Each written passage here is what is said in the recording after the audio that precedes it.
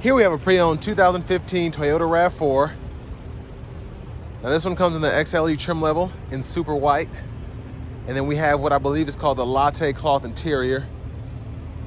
And the powertrain on this RAV4 consists of a 2.5 liter naturally aspirated 4-cylinder engine. That's made it to a 6-speed automatic transmission. And this particular RAV4 just has a little over 94,000 miles. So we're gonna see how it's held up over the years in mileage. Starting with the front end here, we do get our halogen headlamps, fog lights. It's a little bit of wear along the front here, just road rash, and then it looks like we might have ran into a bush or something. But I mean, for the most part, still has a lot of life left in the paint, especially everywhere but the front. But when it comes to the wheels, we do get 17-inch aluminum, which looks great cleaned up. And it doesn't look like, well, this one in particular hasn't been curbed too bad. Tires look good. And then to the door panel here, we have one-touch automatic up and down for the driver's side window, just regular power windows for the other 3 doors. Power door lock controls there, rear window lock here. And then we have 2 bottle holders there, little pocket. Not a bad looking door panel for it to just pretty much be that hard plastic and that cloth. The power mirror controls are here, left side, right side, and you can offset there in the middle, and you can use that dial to adjust.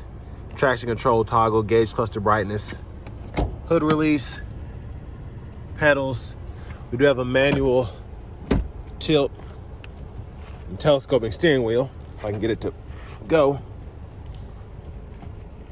There it is. And then here is our driver's seat. So we can pump the seat up or down there, do the seat back there, and then the seat bottom we can pull back and forth.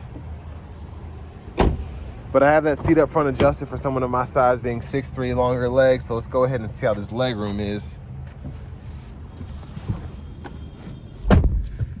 So actually pretty impressive. And then this seat goes back. And what's cool about this is you can lean it up, and then the seat back kind of goes with you. So you'll see as I lean the seat back, how far it goes, matching that one back there. And then that's the difference in having that seat back and then having that seat up. But I like that we have the seat back pockets on both sides. And then grab handle here, you can hang probably a couple plastic hanger hooks or several metal hanger hooks there. But surprisingly comfortable, and I think a lot of that has to do, look how skinny this seat is. Usually I can't wrap my entire hand around the bolster there, but that helps. And then the gas cap release right there. So it just takes regular gas. And then as we come around to the back here, there's the rear end. And surprisingly, the paint around where you would lift this up is not in terrible shape at all. So you just release there, pull up, and then pretty good storage back here. Spares underneath there.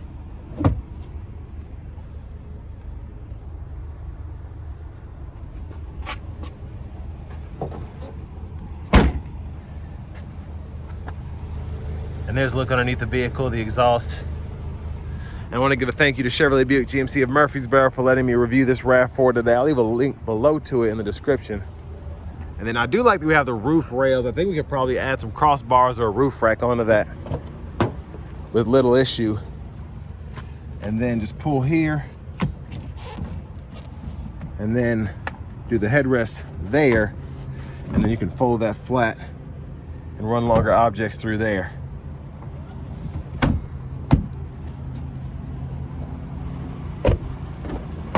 And then to the front passenger seat, we just have a manual seat back and seat bottom. We can't pump the seat up or down, but no big deal.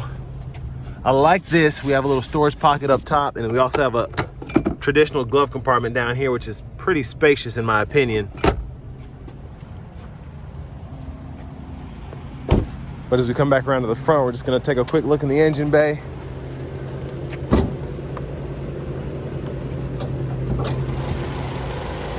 And there's that 2.5 liter naturally aspirated 4-cylinder.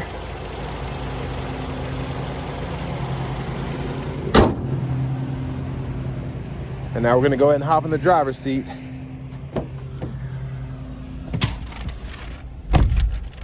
So we do have a vinyl wrap steering wheel here. A little wear on the top there.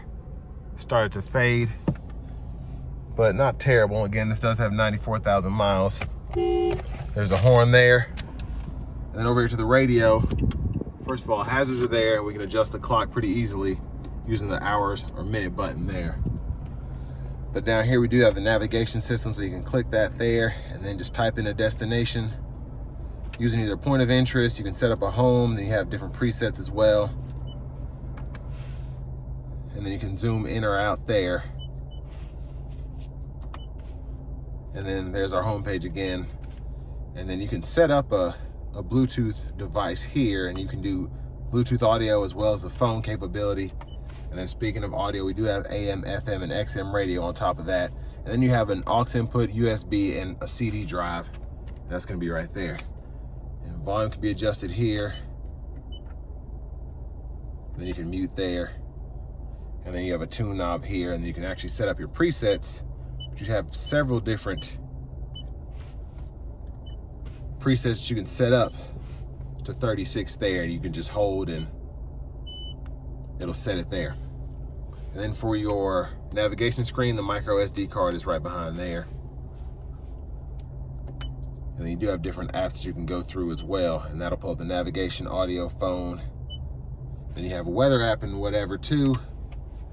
But your general settings here, you can change your units of measurement from miles to kilometers. And you can also change your language as well. You have between English, I think that's Canadian, French, and then Spanish.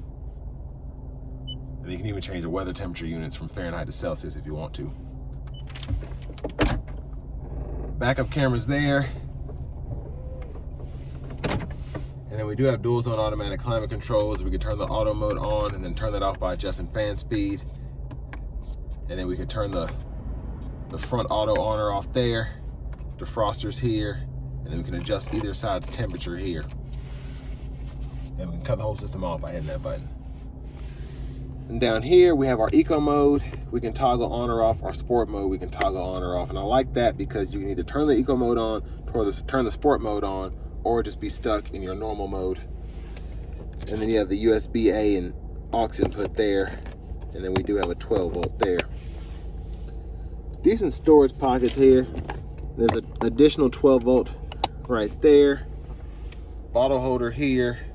And then for the shifter, you can just pull down, reverse, neutral, drive, and then come over here and you can manually shift there. And then your emergency brake or parking brake there. And then additional bottle holder. There's a center console cubby space. And then we do have our sunroof controls and our dome lights here. So we'll open that up. You can tilt or slide the roof, but I always like to just slide it back so you can see the one-touch functionality there. So that's how far it goes. And then you hit it a second time, it'll go all the way back. So pretty cool there. Then you can one-touch shut it. And there's a view of the back seat. And then vanity mirror here. Now back to the steering wheel. Stock behind, that's blinkers, low beams, daytime running lights, and then that's everything off. And then fog light controls are here. High beams when the headlights are on. And then you can flash here. And then the windshield wiper controls are over here. So one time off, intermittent, low, high. We can adjust the intermittent there. And then our rear wiper intermittent are on. Pull back for the rear wiper fluid, push up for the front wiper fluid. And then over here, volume controls. And we can use these arrows to go through the radio stations or track lists. And then we can seek here. And then hit this mode button to go through the different audio sources, including Bluetooth. Music and enjoy even more variety from every decade. And then over to the right side, we have our Bluetooth controls here, voice recognition, display, and then cruise control is here. So click there to activate it, set, resume, cancel.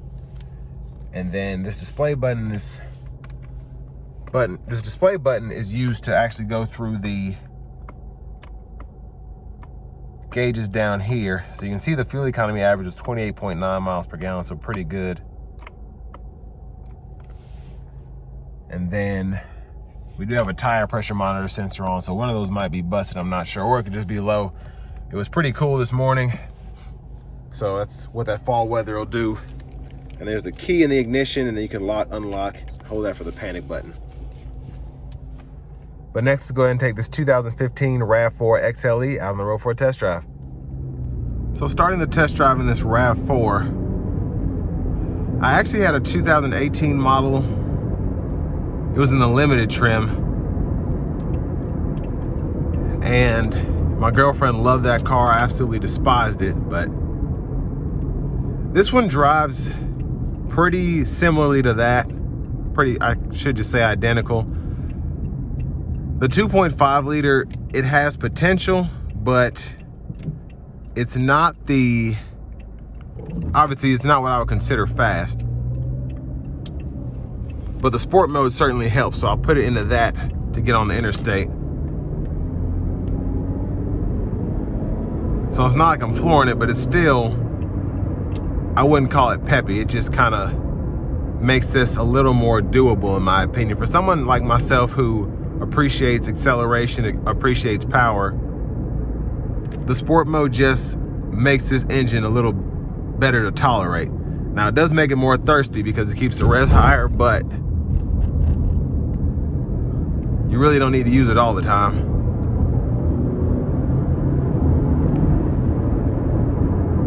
And the 6-speed shifts very nicely, I will say that. The whole time I had my RAV4, as much as I hated just the power from the 4-cylinder, the 6-speed did its thing. I'm gonna take the sport mode off, put the eco mode on now, and turn the cruise on.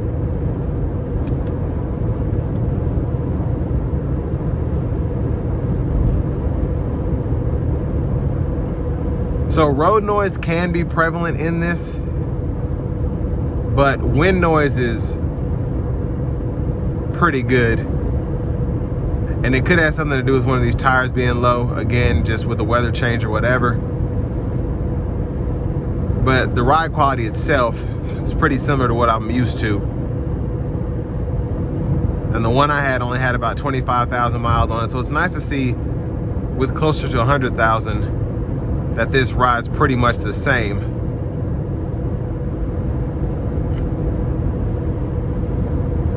And me, when I would drive that RAV4, mine, I would start out probably around 30, 31 miles per gallon on the highway if I did around the speed limit, but then usually when I was going to Florida from Tennessee or to southeastern Georgia, the fuel economy would diminish just having to floor it to pass people, because it took a lot for the RAV4 to pass, and then just also going probably 10 or 15 over the speed limit on the interstate there.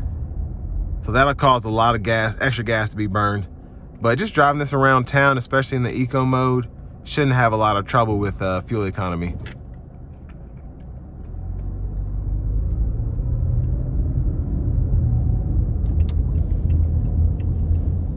Now, I will say, I think a lot of people like these. I should say the audience this is tailored towards loves these because they're easy to drive. There's not a lot going on here that can be confusing. You still have your Bluetooth audio, your backup camera. One of the biggest issues about the RAV4 though is the glare that you get on the screen. Now you can adjust that by messing with some settings or whatever. But when this gets a glare, especially in the middle of the day, and then probably early to late, just depending on where the sun rays are coming from, this will pretty much be unusable, especially when it's kind of dim like that. But how the screen was set up just wasn't the best. But again, it's really not a huge deal. It's just annoying when you know these vehicles like I do. That's just kind of something that I want to put out there, because a lot of vehicles I test drive and I don't necessarily know them like the back of my hand because I haven't owned them and been on road trips with them, but I pretty much know this body style RAV4 like the back of my hand.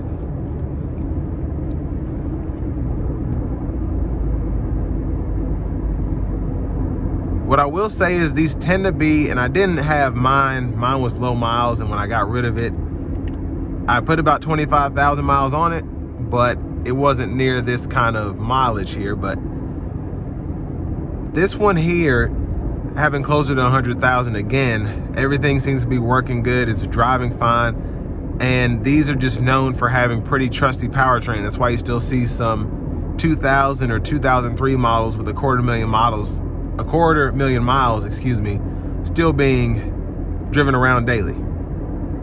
Toyota's just kind of known for that, but they're easy to maintain, and especially when you do maintain them the way you should and just keep up with repairs that come up along the way, they'll last you as long as you can put gas in them pretty much. And again, this drives just like my low mileage one did that was newer. And that's another reason that people love these. They just know how they drive. There aren't any surprises. They're like the 4Runners. People just love them. And now this one isn't the fastest or the most fun to drive in the segment, but in their own way, they're kind of got their own bulletproof name to them, kind of like the 4Runners, the Camrys, and other Toyotas. But always been a decent vehicle, especially again for those that are in this segment. And this will bring me to the end of my review of this 2015 Toyota RAV4 in the XLE trim level.